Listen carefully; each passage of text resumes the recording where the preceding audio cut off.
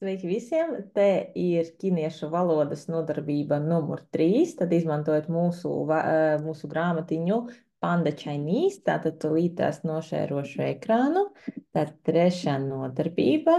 Un šodien mēs arī pabeigsim pirmo nodaļu. Tātad šeit nodarbības temats ir Ni shi na guo zhen. Tas ir no kurās valsts tu esi. Ni shi na guo zhen. Trešā nodarbība. Tātad, ja mums vajag pateikt, ka trešais, tad mums vajadzīga partikula tā di. Tātad saņ ir 3, ja mēs gribam pateikt trešais, būs di saņ. Tas vienkārši informācija. Un tad, paskatīsimies, šeit mums ir fināls. Tad ai, ei, uei, ao, ou, iu, ie, yue, ar, an, en, in, wen, yun, ang, eng, jing, un. Un vārdiņi, jaunie vārdiņi. Pirmais ir noliegums bu uz leju. Bu. Tad Ķīna, Čunguo, Čunguo. Go ir valsts, džung ir vidus. Tad valsts, kur atrodas pa vidu. Žen, cilvēks, žen, un Latvija. Tā ir Latvija. Latvija. Tātad, ja mums vajag pateikt, kā cilvēks, piemēram, ir latvietis, tad mēs ņemam vienkārši to vārdu Latvija un tur pievienojam klāt to žen. Latvija, žen. Piemēram, Ķīnā ir džungo un ķīnietis būs džungo žen. Tad Latvija, žen, džungo žen. Un paskatīsimies tekstiņu. Kēwen ir teksts. Un šeit ir Mādiņa un Līdzā. Mārtiņš un Līga. Nī shi Zhongguo ren ma? 我是中国人，你呢？我不是中国人，我是拉脱维亚人。Tātad šeit mēs saprotam, ka tā nav līga, bet līdzā ķiniešu meitene, bet ja mums vajadzētu latviešu vārdu līga pateikt, varētu arī izmantot to līdzā, līdzā. Tātad, Nī shi Zhongguo ren ma? Vai tu esi ķinietis? 我是中国人, es esmu ķīnietis, nī ne. Tad ne ir partikula, kuru mēs izmantojam, lai pajautātu kaut kādu informāciju, kura bija iepriekš. 我不是中国人, es neesmu ķīnietis. Un šeit skatāmies, kaut arī pie jauniem vārdiem tā bū bija 4. tonī, bet kad mums būs stāv kopā ar vārdu, kurš jau ir 4. tonī, tad mēs mainam to intonāciju. Sanāk, kā mums ejam uz augšu un tad uz leju. Būši. Uz augšu, uz leju. Būši.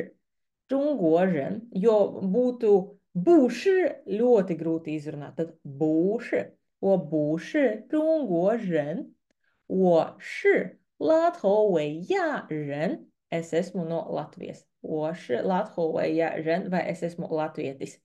Tad šeit ir arī vārdiņi valstu nosaukumi. Tad Francijā Fāgo, Fāgo, Vācijā Dēgo, Dēgo, apvienota karaliste vai Anglija Jingo, Jingo, Amerikā Meigo, Meigo, Krievijā Ēlosi, Ēlosi, Itālijā, Itālī, Itālī, Spānija, Sībaņā, Sībaņā, Portugāle, Hūtaujā, Hūtaujā, Lietuva, Lītauan, Lītauan, Japāna, Rīben, Rīben, Brazīlija, Bāsī, Bāsī,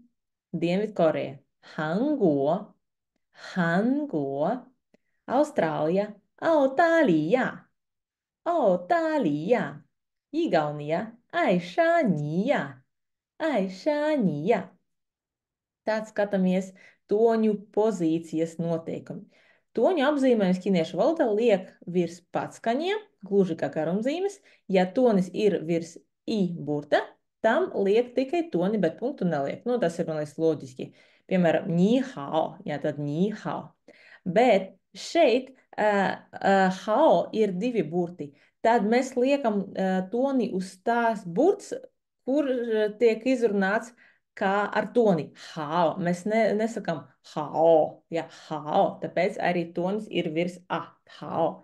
Zhongguo, tad o ir uz augšu, tāpēc tonis ir virs o. Zhongguo. Tad toņu secība. Ja vārds zilbe beidzas ar diviem vai vairāk patskaņiem, tonis jāliek virs uzsvērta burta, kuru izrunājot mute atvērta visplašāk. Izņēmums ir tikai ju, kur tonis ir virs u. Neitrālo toni neapzīmē. Patskaņus izrunājot mute plati jāatver, visplatāk A burtam, pēc tam ar vien šaurāk. Un paskatīsimies attēlu. Tātad A, ja visplatāk. A, O, E, I, U, Ü. Ü. Vēlreiz. A, O, E, I, U, Ü. Un kā piemērs ļau, ļau, tad mēs liekam uz A, jo A ir izrunās viskaļāk. Ļau vai kua. Trešais - saīsināta rakstība. Ja pirms jau, wei, wen ir līdzskanis, jāraksta jau, wei, un. Tad mēs kaut arī rakstam iu, ui un, bet izrunājam jau, wei un. Piemēram, liu, huei un hun. Ja pirms u ir līdzskaņi dzi, či, ši, divi punkti virs ü netiek rakstīti, jo mēs varam tikai izrunāt džu, šu, šu. Jo, piemēram, ja mums ir L un U, mēs varam pateikt lu, bet ja ir L un U ar punktiem, būs lü. Bet šeit mēs varam tikai pateikt džu, šu, šu. Un tālāk par to bū. Es jau minēju, ka ja bū stāv kopā ar ceturto toni, tad mēs to mainām uz otro, iet uz augšu. Tad šeit ir bū nang, bū xing, bū hao, tad nang, xing otrais, hao trešais. Tad šeit nekas nemainās, bū iet uz leju. Bū nang, bū xing, bū hao. Bet, ja ir ceturtais, tad mēs ejam uz augšu, jo pēc tam grūti, ja būtu bū jau uz leju, grūti to izrunāt. Bet, ja mēs ejam uz augšu, uz leju, tad bū jau, bū ču, bū zo, bū kan. Tad vēl par jautājumu partikulu ma. To izmanto jautājumos, uz kuriem var atbildēt jā vai nē. Te nav kādi speciāli jautājumi, vienkārši jā vai nē. Vai tu esi skolotājs? Jā. Nī shi lao shi ma? Shi vai būši. Un šeit skatāmies piemērus. Nī shi latho weja ren ma? Vai tu esi latvietis? Nī shi latho weja ren ma? 我是拉脱维亚人，你呢？Es esmu latvietis, Nīna, un tu? 我不是拉脱维亚人, es neesmu latvietis. 我不是拉脱维亚人. Tālāk, šeit ir nīhauma, kā tev iet, tad nīhau sveiki, vai tu esi labs, bet nīhauma, vai tev viss ir labi, kā tev iet? 我很好. Un šeit atkārtojam, ka ja mums ir trīs trešie toņi pēc kārtas, mēs akcentu liekam tikai uz tā pēdējā. Tad sanāk, 我很好，谢谢。你忙吗？我不忙。Tad, kā tev iet? Man ļoti labi, paldies. Ni mamma, vai tu esi aizņemts? Man ir aizņemts. 我不忙, es neesmu aizņemts.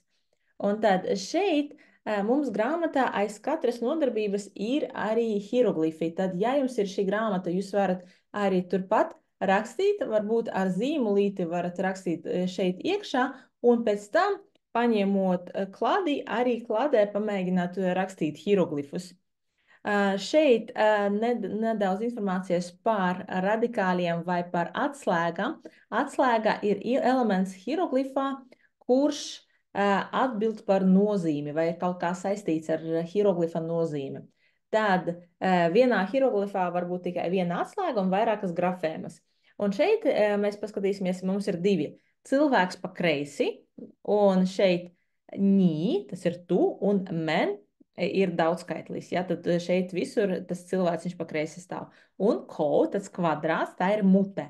Un kaut kādas darbības saistītas ar muti. Tad dzjau ir saukt, un ma jautājuma partikula. Šeit ir uzdevumi, ja jūs izmantosiet mūsu grāmatu kopā ar pasniedzēju, tad viņa var nosaukt vienu šiem, no šīm skaņām, un jūs varat atrast to, kura ir nosaukta. Bet, ja jūs paši, tad es vienkārši to izlasīšu, un jūs varat man līdzi lasīt. Tad ai, ei, uei, ao, ou, ar, iu, ie, yue, an, en, in, wen, yun, ong, ang, en, ing, an, ang, en, ng, in, ong. Un šeit, paldies Dianai Siļiņevišai, kur ļoti smuki uzzīmēja, šeit ir attēli, kuri ir asociēti ar valstīm. Un šeit ir valstu nosaukumi. Ja jūs gribat vairāk patrenēties, jūs varat atgriezties atpakaļ, paskatīties, kā mēs valstu nosaukumus varam uzrakstīt ar hieroglifiem, un arī varat pamēģināt uzrakstīt ar hieroglifiem, bet atcerieties, kā jāraksta ar pareizu secību, ja tas ir ļoti svarīgi. Un šeit ir valstu nosaukumi Fāgo, Čungo, Ingo, Dēgo, Meigo, Itālī, Latvijā, Aišānijā, Sīpaņā. Tā. Un šeit arī jūs varat pabeigt dialogus, skatoties uz attēliem. Šeit ir Latvijā, Pasī, Meigo, Čungo. Ja, tad šeit Dienvidkoreja, Hango, Itālija, Itālija, Ingo, Anglija. Ja kaut kas nav skaidrs, es negribu tagad jūsu vietā to visu lasīt, es gribu, lai jūs paši varētu patrenēties. Jūs varat grāmatā rakstīt, vai ja jums nav grāmatas uz lapiņas, un ja ir kādi jautājumi, tad ir mani kontakti, jūs varat droši sazināties ar mani, un es pastāstīšu visu. Un šeit aiz katra unita ir atkārtošana, tad jūs varat atkārtot šo visu, izlasīt vārdiņus, kuri mums bija. Ja jūs gribat vairāk patrenēties, ja jūs varat pierakstīt šeit arī hieroglifus, arī šeit jūs varat pievienot toņus, ja pareizos, varat no sākuma neskatīties, bet uzrakstīt, kā jūs atceraties, un pēc tam pārbaudīt. Šeit ir arī tas dzējolis, kurš bija iepriekš, un šeit vajag uzrakstīt piņinu pa virsu cipariem, ja tad varat patrenēties. Un šeit pēdējais uzdevums ir vajag pastāstīt par sevi, izmantojot šo te konstrukciju. Tad šeit ir daļā hao, sveiki visiem, wo jiao panda, wo shi lao shi, tad mani sauc Panda, es esmu skolotājs. Tad jūs varat pandā vietā pateikt savu vārdu, oši es esmu, un pēc tam tur pateikt savu profesiju, paskatīties vārnīcā, kā tā būs. Tad, 我是中国人, es esmu ķīnietis, tad šeit jūs varat nomainīt uz Latvijā人. 很高兴见到大家, un šo te frāzi vienkārši iemācīties no galvas. Tas ir, es esmu ļoti priecīgs redzēt visus. Tā, nu tā ir trešā nodarbība, jā, no tās pirmās lielas nodaļas, un šeit mēs jau sāksim ar to otro, die Daņuan. Tad, ja ir kādi jautājumi, tad droši varat man rakstīt, es labprāt atbildēšu. Tad novēlu visiem veiksmi ķiniešu valodas apgūšanā, un lai visiem jauka diena. Zaidzien, zaidzien!